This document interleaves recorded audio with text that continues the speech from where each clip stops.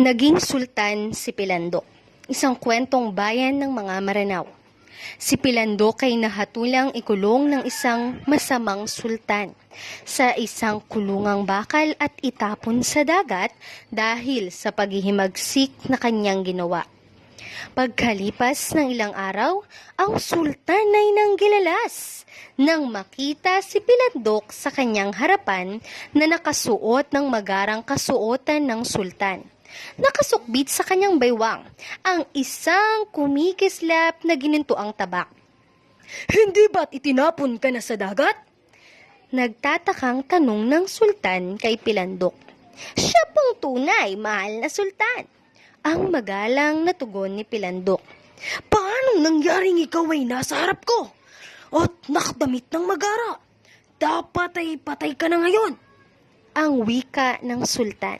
"Hindi po ako namatay, mahal na sultan, sapagkat nakita ko po ang aking mga ninuno sa ilalim ng dagat nang ako'y sumapit doon. Sila po ang nagbigay sa akin ng kayamanan.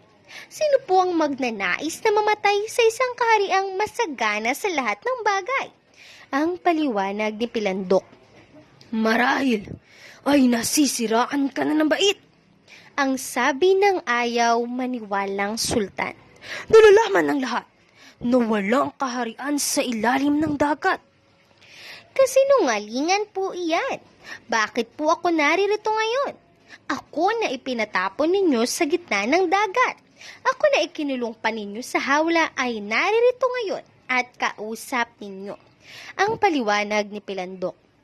"May kaharian po sa ilalim ng dagat at ang tanging paraan sa pagtungo roon ay ang pagkulong sa hawla at itapon sa gitna ng dagat. Ako po'y aalis na at marahil ay hinihintay na ako ng aking mga kamag-anak."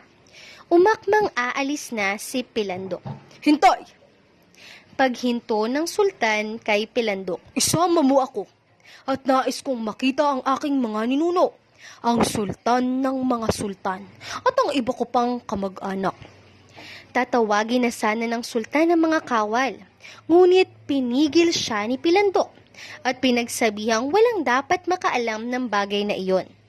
Dapat daw ay mag-isang pupunta roon ng sultan sa loob ng isang hawla. "Kung gayon, ay ilagay mo ako sa loob ng isang hawla at itapon mo ako sa gitna ng dagat," ang sabi ng sultan. "Sino po ang mamumuno sa kaharian sa inyong pag-alis?"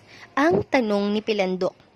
"Kapag nalaman po ng iba ang tungkol sa sinabi ko sa inyong kaharian sa ilalim ng dagat, ay magnanais silang magtungo rin doon."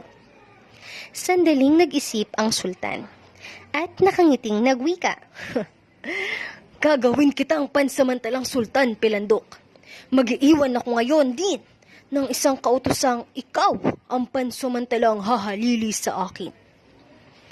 "Hintay, mahal na sultan," ang pigil ni Pilandok. "Hindi po ito dapat malaman ng inyong mga ministro." "Anong nararapat kong gawin?" ang usisa ng sultan. "Ililihim po natin ang mga bagay na ito. Basta't ipagkaloob ninyo sa akin ang inyong korona, singsing at espada. Pag nakita ang mga ito ng inyong kabigay, susundin nila ako," ang tugon ni Pilandok. Pumayag naman ng sultan. Ibinigay na lahat kay Pilandok ang hinihingi at isinakay sa isang bangka. Pagdating sa gitna ng dagat ay inihagis ang hawlang kinalululanan ng sultan. Kaagad lumubog ang hawla at namatay ang sultan. Mula noon, si Pilandok na ang naging sultan.